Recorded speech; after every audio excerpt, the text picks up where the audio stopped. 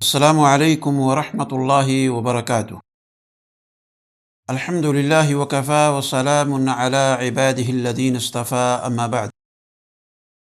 محترم ناظرین کرام اور عزیز ساتھیو، اللہ تعالیٰ کی تعریف و توصیف اور اس کی حمد و ثنا کے بعد پیارے حبیب جناب محمد رسول اللہ صلی اللہ علیہ وسلم کے اوپر بے شمار اور لاکھوں درود و سلام نازل ہو۔ عزیز ساتھیو، مجالس رمضان کا یہ سلسلہ چلا آ رہا ہے اور اس سلسلے کا یہ نواں پروگرام ہے۔ پچھلے پروگرام میں ہم نے آپ کے سامنے روزے کی حالت میں جو جائز امور ہیں جن سے روزہ نہیں ٹوٹتا ہے، اس کے تعلق سے کچھ باتیں پیش کیا۔ آج میں آپ کے سامنے جن چیزوں سے روزہ ٹوٹ جاتا ہے یا فاسد ہو جاتا ہے، ان چیزوں کے بارے میں انشاءاللہ ہم آپ کے سامنے باتیں رکھیں گے۔ اس لیے ہمیں چاہیے کہ ہم روزے کے جو آداب و شروط ہیں، ان تمام آداب و شروط کا بہت زیادہ خیال رکھیں اور ان تمام چیزوں سے اپنے آپ کو دور رکھنے کی کوشش کریں جن سے روزہ باطل ہو جاتا ہے یا ٹوٹ جاتا ہے یا فاسد ہو جاتا ہے۔ آئیے، سب سے پہلی چیز یہ ہے کہ اگر کوئی شخص روزے کی حالت میں جماع کر لے، ہم بستری کر لے، تو ایسی صورت میں اس کا روزہ فاسد ہو جاتا ہے۔ دن میں بیوی سے جماع کرنے کی صورت میں اس دن کی قضا اور اس کے علاوہ اس پر کفارہ مغلظہ بھی واجب ہو جاتا ہے۔ قضا یہ ہے کہ اس دن کے بدلے روزے رکھے جائیں، اور اس کا کفارہ یہ ہے کہ سب سے پہلے ایک غلام آزاد کرے۔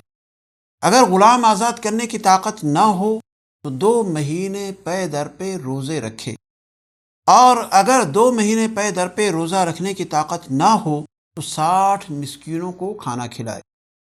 اس کفارے کے اندر ترتیب ضروری ہے، یعنی پہلی چیز اگر نہ ہو تو دوسرے پہ آ سکتے ہیں، دوسری نہ ہو تو تیسرے پہ آ سکتے ہیں، اس میں اختیار نہیں دیا گیا۔ البتہ روزہ رکھنے میں تسلسل کا پایا جانا بے حد ضروری ہے، الا یہ کہ کوئی شرعی عذر پیش آ جائے، جیسے آدمی بیمار ہو گیا یا عورت ہے تو اسے حیض آ گیا، تو ایسی صورت میں انقطاع ممکن ہے، لیکن عذر کے ختم ہونے کے بعد دوبارہ روزہ رکھنا ضروری ہے، اور پھر تسلسل ضروری اس کے لیے ہو جاتا ہے۔ حدیث کے اندر آتا ہے، سیدنا ابو ہریرہ رضی اللہ تعالی عنہ بیان کرتے ہیں کہ ہم نبی کریم صلی اللہ علیہ وسلم کی خدمت میں تھے، آپ علیہ الصلوۃ والسلام کے پاس موجود تھے کہ ایک آدمی آیا اور کہا کہ اللہ کے رسول صلی اللہ علیہ وسلم، میں تو تباہ ہوں۔ آپ نے پوچھا کیا بات ہے؟ اس نے کہا کہ میں نے روزے کی حالت میں اپنی بیوی سے جماع کر لیا ہے۔ اس پر آپ علیہ الصلوۃ والسلام نے پوچھا، کیا تمہارے پاس کوئی غلام ہے جسے تم آزاد کر سکو؟ اس نے کہا، اللہ کے نبی کوئی غلام نہیں۔ پھر آپ نے پوچھا، کیا تم پے در پہ 2 مہینے کا روزہ رکھ سکتے ہو؟ اس نے کہا نہیں۔ پھر آپ علیہ الصلوۃ والسلام نے پوچھا، کیا تم 60 مسکینوں کو کھانا کھلانے کی طاقت رکھتے ہو؟ اس نے کہا، اللہ کے نبی ہم 60 مسکینوں کو کھانا بھی کھلا نہیں سکتے۔ پھر آپ علیہ الصلوۃ والسلام کچھ دیری کے لیے ٹھہر گئے، ہم بھی اپنی اسی حالت میں بیٹھے ہوئے تھے کہ آپ علیہ الصلوۃ والسلام کی خدمت میں ایک بڑا سا تھیلا پیش کیا جاتا ہے جس میں کھجوریں تھیں۔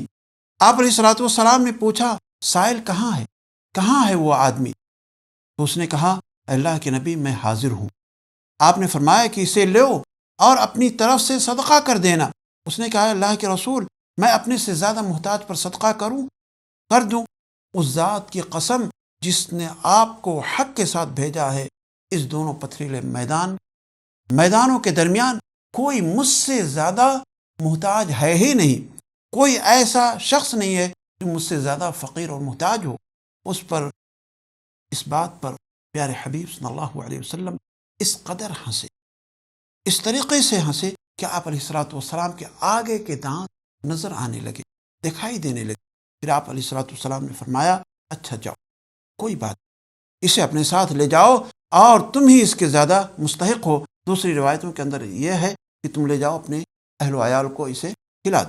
اسی طریقے سے عزیز ساتھیوں، جو روزے کو فاسد کرنے والی چیز ہے وہ یہ ہے کہ آدمی جان بوجھ کر کے کھا لے یا پانی پی لے، یا اس کے علاوہ ہر وہ چیز جو غذا کی حیثیت رکھتی ہو اسے کسی بھی ذریعے سے پیٹ تک پہنچا لے، تو اس سے انسان کا روزہ ٹوٹ جاتا ہے۔ اسی طریقے سے جان بوجھ کر کے قے کرنا، اگر جان بوجھ کر کے قے ہوتی ہے تو ایسی صورت میں انسان کا روزہ ٹوٹ جاتا ہے۔ اللہ کے نبی صلی اللہ علیہ وسلم نے ارشاد فرمایا، من ذرعہ قی وهو صائم فلیس علیہ قضاء وإن استقاع فلیقضی، یعنی جس شخص کو خود بخود قے آ گئی ہو، یعنی اس پر قضا نہیں ہے، یعنی اس نے اپنی طرف سے کچھ بھی نہیں کیا، لیکن اگر اس نے جان بوجھ کر کے قے کی ہو، یعنی اس نے زیادہ کھا لیا ہے، پیٹ اس کا پھولا ہے، یا اس طریقے سے اس میں سوجن آ گیا، تو ایسی صورت میں انگلی کو حلق میں ڈال کر کے آ کر کے اگر وہ قے کرتا ہے تو ایسی صورت میں اس کے اوپر قضا ضروری ہے اور اس کا روزہ نہیں مانا جائے گا۔ اسی طریقے سے حیض و نفاس کا خون آ جانا، اس سے بھی روزہ ٹوٹ جاتا ہے، کیونکہ آپ علیہ الصلوۃ والسلام نے ان دونوں کے بارے میں آپ کا ارشاد ہے کہ اگر روزے کی حالت میں حیض آ جائے یا نفاس کا خون آ جائے تو روزہ ٹوٹ جاتا ہے۔ اسی طرح سے عزیز ساتھیوں، نکسیر پھوٹ جائے یا ایکسیڈنٹ کی وجہ سے کافی مقدار میں خون بہہ جائے، تو ایسی صورت میں خون کی کمی کو پورا کرنے کے لیے اگر خون چڑھایا جاتا ہے اور اسے خون زیادہ اس کے جسم میں ڈالا جاتا ہے تب بھی اس کا روزہ ٹوٹ جاتا ہے۔ اسی طریقے سے سینگی کے ذریعے خون نکالنے سے بھی روزہ ٹوٹ جاتا ہے، چنانچہ حدیث کے اندر آتا ہے کہ اللہ کے نبی صلی اللہ علیہ وسلم نے ارشاد فرمایا، افطر الحاجم والمحجوم، یعنی سینگی لگانے والا اور سینگی لگوانے والے کا روزہ ٹوٹ جاتا ہے، فاسد ہو جاتا ہے۔ اس حدیث کا معنی یہ ہے کہ روزہ دار جب کسی کو سینگی لگائے تو اس کا روزہ ٹوٹ گیا، اور اگر اسے کوئی سینگی لگائے تو اس کا روزہ بھی ٹوٹ جائے گا، کیونکہ سینگی میں دو ہی آدمی ہوتے ہیں، ایک لگانے والے جس کو حاجم کہتے ہیں اور دوسرا لگوانے والا جسے محجوم کہا جاتا ہے۔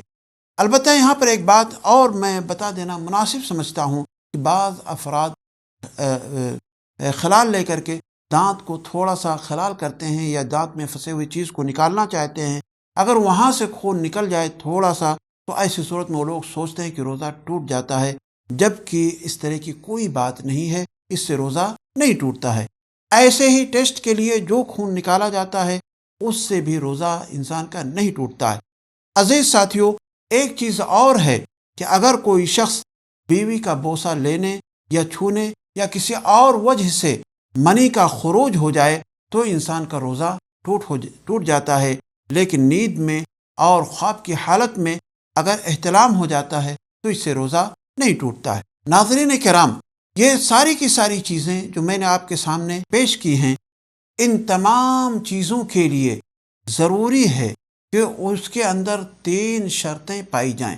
پہلی شرط تو یہ ہے کہ اس کا کرنے والا شخص خود مختار ہو، اسے کسی آدمی نے مجبور نہ کیا ہو، یعنی مجبوری میں وہ نہ تو کھا رہا ہو، نہ پی رہا ہو، یا کوئی دوسرا کام نہ کر رہا ہو۔ اگر مجبوری میں اگر وہ کام کر رہا ہے تو ایسی صورت میں اس کا روزہ صحیح مانا جائے گا۔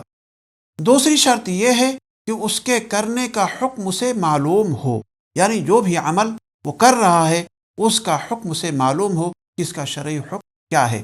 تیسری شرط یہ ہے کہ وہ آدمی عقل مند ہو، پاگل اور مجنون نہ ہو۔ اگر شرطیں پائی جائیں گی تو روزے دار کا روزہ کیا ہے، فاسد ہو جائے گا، ورنہ روزہ فاسد نہیں ہوگا۔ کیوں؟ اس لیے کہ آدمی کو اگر مجبور کیا جائے تو ایسی صورت میں اس کا روزہ صحیح ہوگا، نہیں ٹوٹے گا، کیونکہ آپ علیہ الصلوۃ والسلام نے ارشاد فرمایا ہے کہ ان اللہ تجاوز عن امتی الخطأ والنسیان وما استکرہوا علیہ، یعنی اللہ تعالیٰ نے میری امت سے غلطی کو، بھول چوک کو اور جن چیزوں کے ترک کرنے پر انہیں مجبور کیا گیا ہے یا کیا گیا ہے ان کے گناہوں کو درگزر کر دیا ہے۔ اسی طریقے سے اگر کوئی شخص پانی لے کر کے ناک میں ڈالتا ہے اور اس میں مبالغہ کرتا ہے یا کلی کرتا ہے اور اس میں مبالغہ کرتا ہے اور اس طریقے سے پانی حلق کے اندر چلا جاتا ہے تو اس سے بھی روزہ ٹوٹ جاتا ہے۔ ہم اللہ تعالیٰ سے دعا کرتے ہیں کہ الہ العالمین ہم تمام مسلمانوں کو ہم تمام روزے دار کو جتنے بھی مفسدات روزہ ہیں، روزہ کو توڑنے والی چیزیں ہیں، ان تمام چیزوں کو صحیح ڈھنگ سے، صحیح طریقے سے سمجھنے کی اللہ تعالیٰ توفیق عطا فرمائے۔ وآخر دعوانا ان الحمد للہ رب العالمین۔